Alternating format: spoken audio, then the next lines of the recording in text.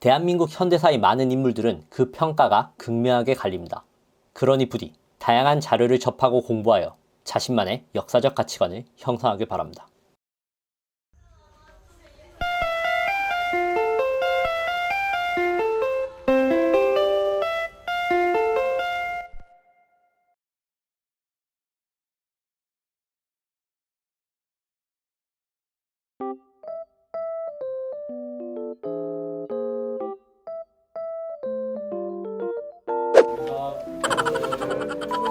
촬영 잘 되고 있는지 확인 좀 해줄래? 자, 여러분 그 추석 연휴 끝나고 오랜만에 보네요, 그죠? 연휴 동안 뭐 했나요? 게임 했어요? 쌤은 넷플릭스 봤습니다. 뭐 봤는지 알잖아, 너희도. 오징어 게임. 오징어 게임은 봤는데 재밌더라고, 생각보다. 사람들이 뭐 별로라고 했는데 생각보다 재밌던데?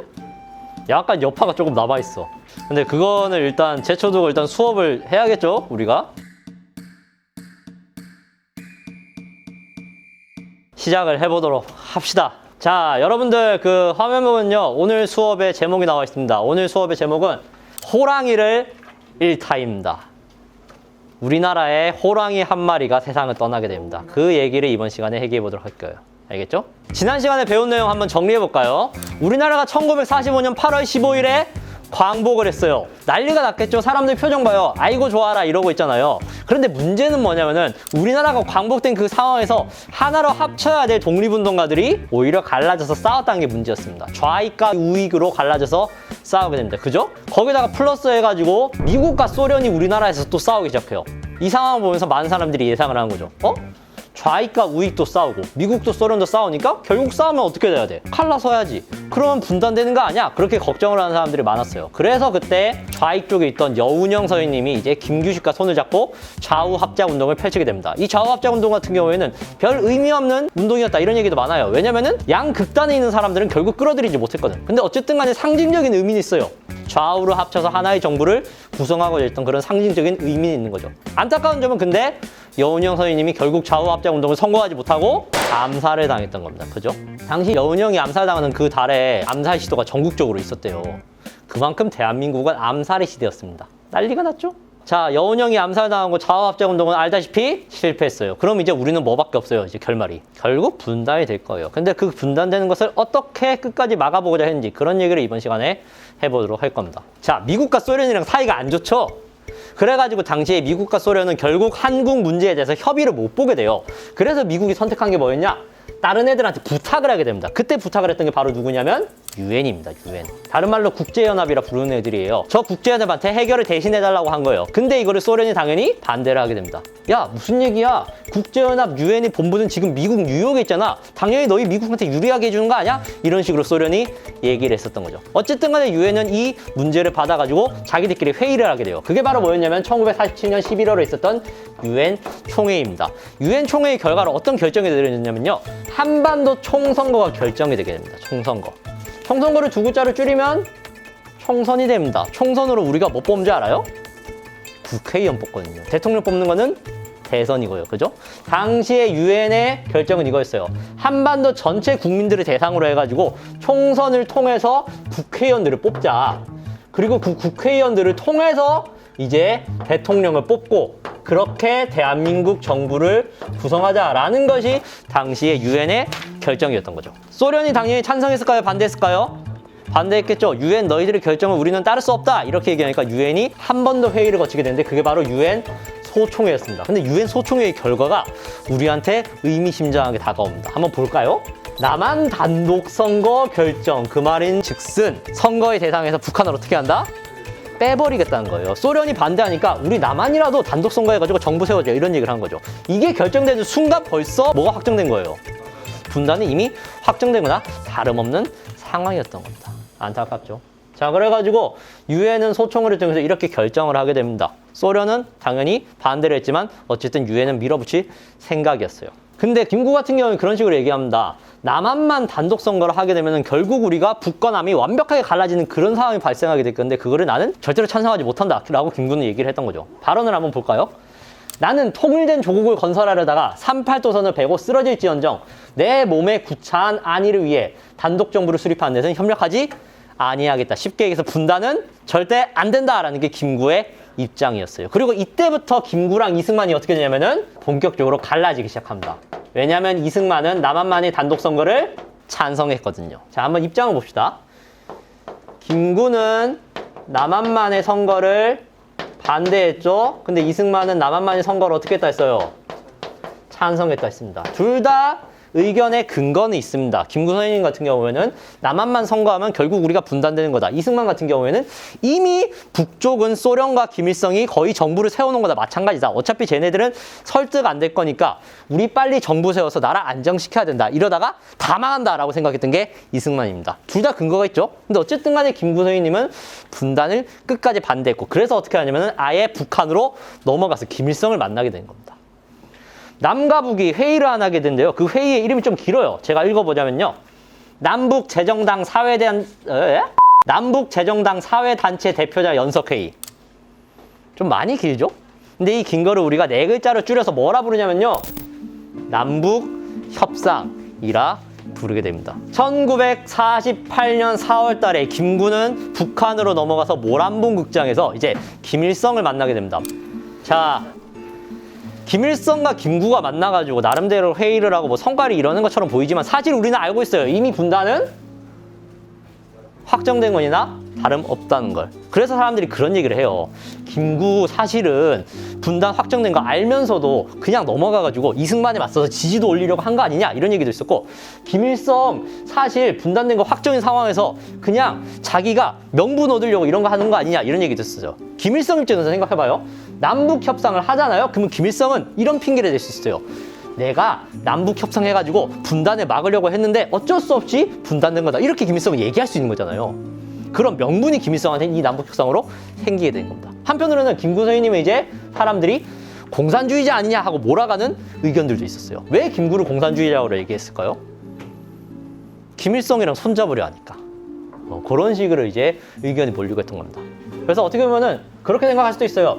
김구 같은 경우에는 이상주의자인 거지. 어떻게든 그 상황에서도 남과 북이 갈라지지 않으려고 하는. 근데 이승만 같은 경우에는 지극히 현실주의자인 거예요. 지금 어차피 분단 결정된 거나 다름없는데 우리가 빨리 정부 세워서 안정시켜야 되지 않겠냐 이런 생각을 이승만은 했다고 볼 수 있는 거죠. 어쨌든 간에 결국 김구의 남북협상은 실패로 돌아오게 됩니다. 5월 10일에 예상대로 남한만의 총선거가 진행이 됐고 여기에 김구가 참여를 했을까요? 당연히 안 했겠죠. 그렇게 김구가 빠진 상태에서 남한만의 단독 선거가 진행이 되었던 겁니다. 이 50총선거 같은 경우에는 그래도 의미가 있는 게 뭐냐면요. 만 21세 이상의 남녀가 모두 공평하게 투표를 할 수 있는 최초의 선거였습니다. 어떻게 보면 정치 균등이 이제 이때 좀 일어났다고 볼 수가 있는 거죠. 그렇게 해가지고 국회의원들 200명을 뽑게 돼요. 그 200명을 대상으로 해서 만들어진 국회가 바로 뭐냐면요. 재헌국회라 부르는 겁니다. 재헌국회. 재헌국회의 재헌 어디서 많이 들어봤죠? 재헌절 할 때 그 재헌입니다. 그리고 그 재헌국회에서 나라의 호칭을 뭘로 정하게 되냐면요. 바로 대한민국으로 정하게 된 겁니다. 그리고 200명의 국회의원들이 이제 투표를 통해서 대통령을 뽑게 되는데 그렇게 해서 뽑힌 대한민국의 제1대 대통령이 바로 누구였냐면 이승만이 되는 거죠. 뭐 당연한 겁니다. 왜냐면은 김구 선생님은 50총선거에 참여를 안 했으니까 명단에 없을 거 아니에요. 그래서 이승만이 대통령으로 선발이 되었던 거죠. 근데 신기한 건 뭐냐면은 김구가 나가지도 않았음에도 불구하고 표가 13표가 나왔던 거죠. 자, 그렇게 대한민국 정부가 수립되자마자 바로 9월 달에 이제 뭐가 수립되냐면 조선민주주의인민공화국 수립이 선포됩니다. 두 글자를 줄여서 북한이 정부를 수립했다는 겁니다. 사실 북한이 우리보다 한 달 늦게 정부 수립한 것 같지만 엄밀히 따지면 북한은 1946년부터 벌써 준비를 다 해놨거든요. 소련이랑 같이. 대기하고 있다가 우리가 정부 수립 선포하니까 바로 그냥 해버린 겁니다. 그렇게 생각을 해야 돼요. 그렇게 결국 남과 북에 따로따로 정부가 세워지게 되고 이때부터 공식적으로 우리가 어떻게 되는 거야? 분단이 되어버렸던 겁니다. 안타까운 사실입니다. 자, 그럼 우리가 이제부터 그 생각을 해봐야겠죠. 그래, 뭐 분단이 됐다. 어쩔 수 없다. 그러면은 그때부터 분단된 대한민국 정부는 과연 일을 잘했는가? 이걸 따져봐야 될 거 아니에요. 그거와 관련돼서 우리가 두 가지 사건을 배워보도록 할 건데요. 첫 번째가 바로 반민특위입니다. 그리고 두 번째가 정말 끔찍한 비극인 제주 4.3 사건을 얘기할 겁니다. 여러분이 꼭 알아야 되는 두 가지의 사건을 이번 시간에 얘기해 보도록 할 거예요. 일단은 반민특위 먼저 얘기를 해볼까요? 반민특위는 어떤 단어의 줄임말이냐면 반민족행위특별조사위원회입니다. 친일파들, 그쵸. 사실 우리가 일제강점기에 가장 원망스러웠던 사람들 중에 한 명이 일본 놈들보다도 일본에 붙어먹던 친일파들이잖아요. 걔네들이 이제 광복됐으니까 어떻게 해야 돼? 처벌을 해줘야 될 거 아니에요. 그래가지고 그 당시에 반민족행위특별조사위원회라는 게 국회의원들을 중심으로 해가지고 이제 구성이 되는 겁니다. 네 글자를 줄여서 이제 뭐라 부르는 거고. 반민특위라 부르는 거고. 당시에 이 반민특위 같은 경우에는 특별재판부, 특별검찰부, 그리고 특별경찰대로 구성이 되어 있습니다. 얘네들이 재판도 할 수 있고요. 검찰도 얘네들이 어느 정도 영향력이 있고요. 그리고 경찰도 부릴 수 있어요. 한마디로 얘네들이 힘이 엄청나게 강력한 애들이었던 거죠. 그 강력한 반민특위가 이제 친일파를 처벌할 준비를 마치고 본격적으로 조사를 시작한 거죠. 당시에 광복 전부터 친일파들이 리스트가 돌고 있었거든요. 그거를 중심으로 해서 친일파들의 목록을 정리해요. 그리고 이런 것도 만듭니다. 화면 봐봐요. 저 뭐 하고 있는 걸까요? 친일파 알려달라고 하네요. 그렇지, 신고함입니다. 신고함. 어느 날로 치면 군대 뭐 마음의 소리 이런 거겠죠. 저기다가 이제 끌적끌적 적어가지고 딱 넣어놓으면 그 사람을 이제 친일파가 아닌지 맞는지 그거를 조사를 해준다는 겁니다. 그런 식으로 쫙 수집된 명단이 7,000명이 넘었어요. 그 7,000명이 넘는 친일파들 제대로 처벌만 하면은 야, 대한민국 정부 그래도 처음에 일 잘했네 라고 이렇게 얘기를 할 수 있는 상황이었던 거죠. 근데 안타까운 점은 뭐냐면요, 이 반민특위에 반대하는 이들이 좀 있었습니다. 첫 번째로 반민특위에 반대하는 이들이 누구였냐면요, 경찰이었습니다. 자, 반민특위나 경찰이나 둘 다 대한민국에서 이제 월급 받고 어쨌든 공무원 하는 사람들이잖아요, 따지고 보면은. 근데 왜 둘이 갈등을 하게 될까요? 그러니까 경찰들 대부분이 일본만 붙어먹었어요. 그렇습니다. 당시에 경찰들의 4분의 3 이상이 친일파였어요. 우리가 광복된 다음에 미국이 들어왔잖아요. 미국이 들어와서 우리나라를 잠시 통치를 해주고 있었는데, 근데 문제가 뭐냐면은 경찰이 필요하잖아, 나라를 다스리려면은. 근데 그때 미국이 경찰을 구할 데가 없으니까 일제강점기에 있던 경찰들을 그대로 쓴 겁니다. 근데 일제강점기에 경찰이었으면 아마도 대부분 친일파였을 거 아니야. 그래가지고 그 친일파들이 우리가 대한민국 정부 수립 선포될 때까지 그대로 남아있었던 겁니다. 당연히 반민특위가 활동하면 경찰은 위협이 되는 거고요. 그리고 경찰과 함께 반민특위에 부정적인 입장을 보였던 것이 바로 누구냐면 이승만이었습니다. 여기에서 이제 사람들의 의견이 갈리는 거예요. 과연 이승만이 반민특위를 부정적으로 보는 것이 맞는 것인가 아니면 틀린 것인가. 이승만의 발언을 몇 개 보도록 합시다. 첫 번째, 우리가 건국 초장에 앉아서 앞으로 세울 사업에 더욱 노력해야 할 것이요, 지난날에 구애되어 앞날에 장애가 돼서는 안 된다. 이 말인즉슨 우리가 과거에 얽매이지 않고 미래로 나아가야 된다, 이런 얘기를 하는 거죠. 하나 더 볼까요? 지금 국회의 친일파 처리 문제로 많은 사람들이 선동되고 있는데 이런 문제로 민심을 흐트릴 때가 아니다. 이렇게 하는 것으로는 문제 처리가 안 되고 나라의 손해가 될 뿐이다. 그러니까 이승만의 주장을 우리가 두 가지로 간단하게 줄이자면 이겁니다.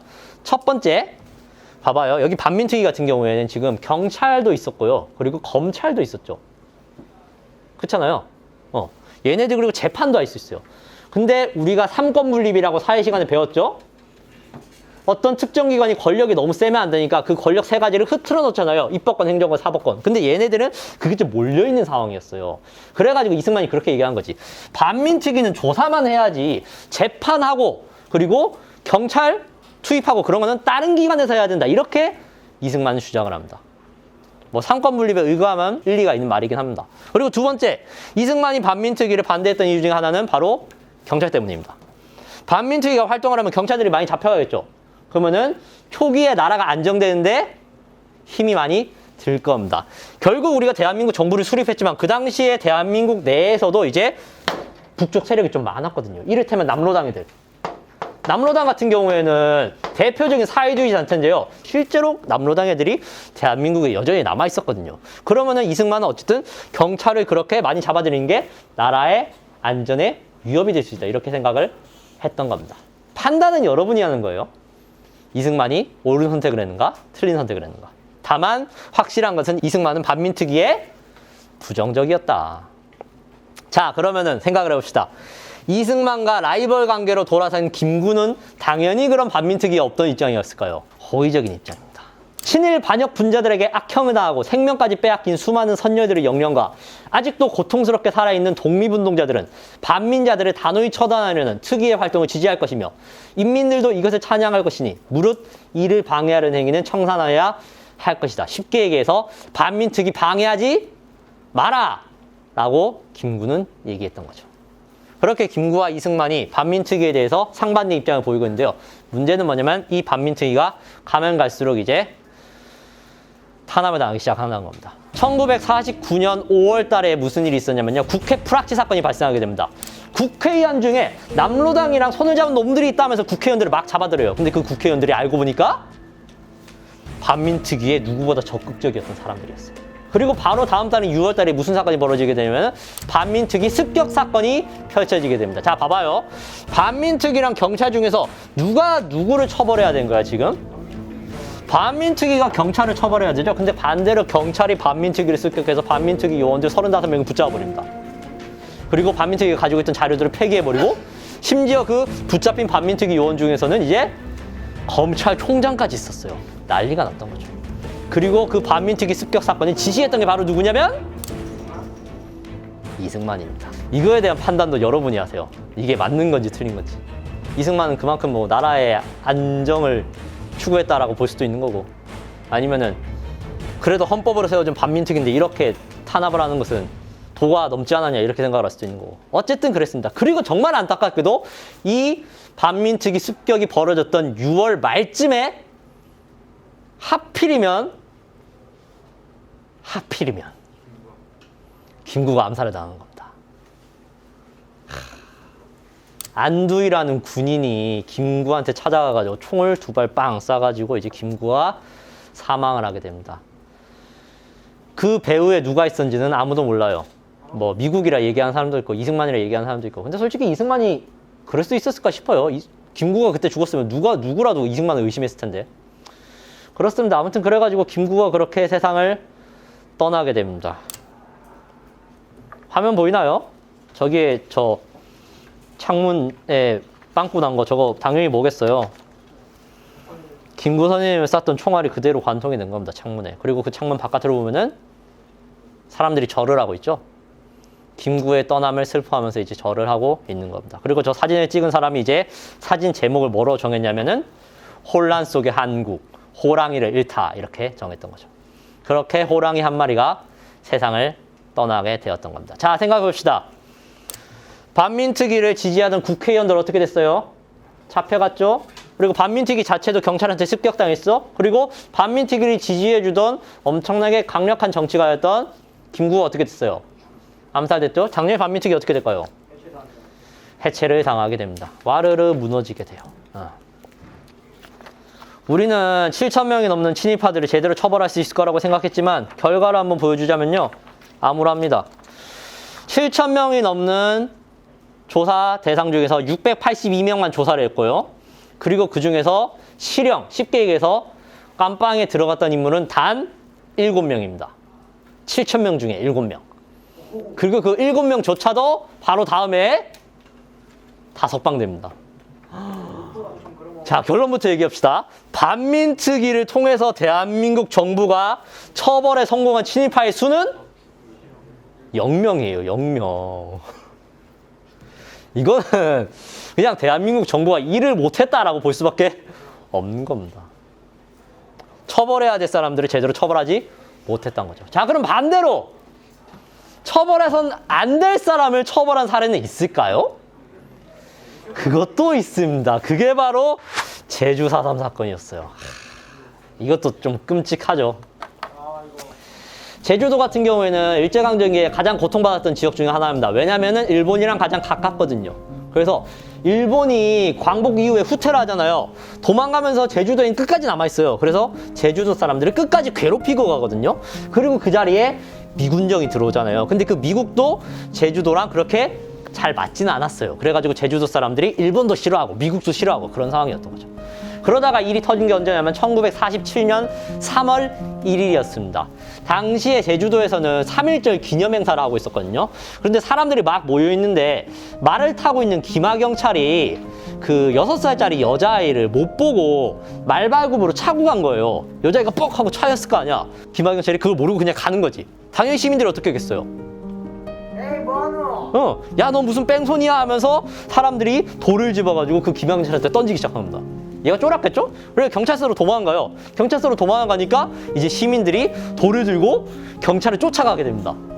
근데 경찰서에서는 그 광경을 보고 있으니까 생각해봐. 너희가 경찰인데 경찰서에 있다가 갑자기 창문 밖을 보니까 시민들이 돌을 들고 달려오고 있어. 무슨 생각하겠어? 폭동이네 하면서 경찰들이 총을 쏴버린 겁니다. 총까지 쏠 건 아니었던 것 같은데 뭐 아무튼 그래가지고 8명이 부상을 당하고 6명이 사망을 하게 됩니다. 그 사망한 6명 중에서는 청소년도 있었고요. 그리고 갓난아이를 품에 안고 있는 21살짜리 어린 엄마도 있었습니다. 제주도 사람들이 폭발을 해버리죠. 그래서 그 당시에 제주도 전체 직장이 95%에서 파업을 하게 돼요. 4만 명이 넘는 사람들이 파업을 하거든요. 그리고 그 사태에 대해서 미국은 무슨 얘기를 하게 되냐면 그런 얘기를 합니다. 제주도 사람들은 70%가 좌익 세력이다. 이런 얘기를 합니다. 쉽게 얘기해서 제주도 사람들은 빨갱이다. 이런 보고서를 미국이 내게 됩니다. 그만큼 미국은 이제 제주도 사람들을 부정적으로 본 거예요. 뭐 그 당시에 제주도에 좌익 세력이 많긴 했거든요. 근데 70%까지는 아니었단 말이죠. 근데 어쨌든 미국은 그만큼이나 부정적으로 봤던 거죠. 그리고 시간이 지나서 1948년이 돼요. 1948년 4월쯤 되면 이제 남한만이 단독 선거 결정되고 그게 진행된 상황이었잖아요. 근데 그때 무슨 일이 생기냐면 4월 3일에 남로당 제주지부 애들이 사건을 터뜨려 버린 겁니다. 얘네들이 350명이 모여가지고 우익단체들이 있던 경찰서 관공서를 습격해가지고 그 우익단체의 인물들을 죽이고 테러를 하기 시작해요. 분명히 잘못된 행동이죠? 그래가지고 미국과 대한민국 정부가 이제 얘네들을 처벌하려고 군대들을 보내는 거죠. 근데 문제는 뭐냐면은 당연히 그러면 이 350명만 처벌을 받고 해야 되는 거잖아.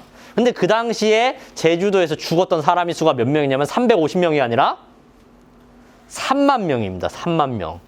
그러면 얼마나 죄 없는 많은 민간인들이 죽임을 당했겠어요.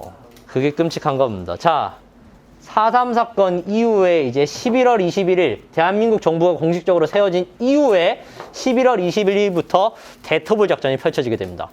이승만 정부는 이제 토벌대를 구성해가지고 제주도에 있는 남로당 세력을 색출해내려고 하는데요. 근데 문제는 뭐냐면 이 과정에서 죄 없는 민간인들이 너무 많이 죽어나가게 됩니다. 그 당시에 제주도는 말 그대로 생지옥이었어요. 생지옥. 3만 명 중에서 어린이랑 노인이 비율이 12%였거든요. 근데 어린이랑 노인들이 솔직히 김일성 만세, 남로당 만세 이렇게 외치면서 막 공산주의를 부르짖고 그런 사람들이겠어요?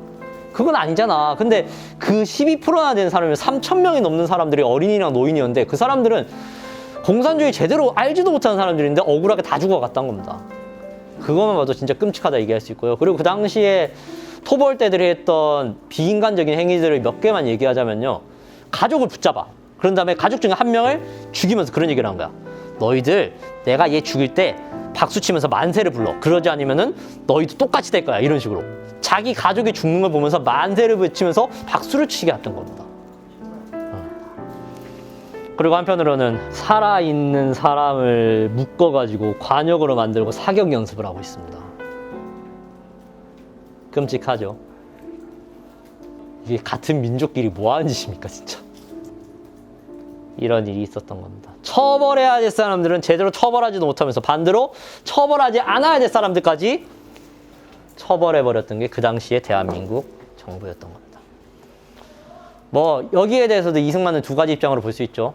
이승만이 그 당시에 공산주의를 어떻게든 막아내야지 대한민국 정부가 안정되니까 저렇게 했다라고 볼 수 있는데 한편으로는 그래도 민간인들을 이렇게 무자비하게 죽인 건 책임이 있다라고 볼 수도 있는 거고.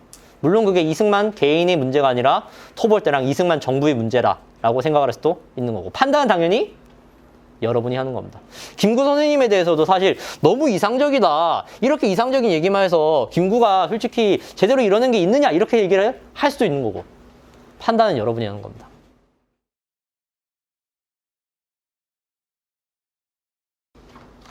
자, 김구 선생님이 남북 협상 때부터 꾸준히 남과 북이 갈라지는 것을 반대하다가 돌아가시게 되거든요. 김구가 분단을 걱정했던 가장 큰 이유가 뭔지 알아요? 바로 전쟁 때문입니다. 남과 북이 갈라지게 되면 언젠가 전쟁이 일어나게 될 것이고 그것은 우리 민족의 가장 큰 비극이 될 것이다 라고 걱정했던 게 김구였어요. 그리고 아니나 다를까 실제로 그 사건이 1950년 6월 25일에 터져버리게 됩니다. 그게 여러분이 너무나도 잘 알고 있는 우리 민족 최대의 비극 6.25 전쟁이 되는 겁니다. 다음 시간에는 6.25 전쟁에 대한 얘기를 좀 해보도록 할게요.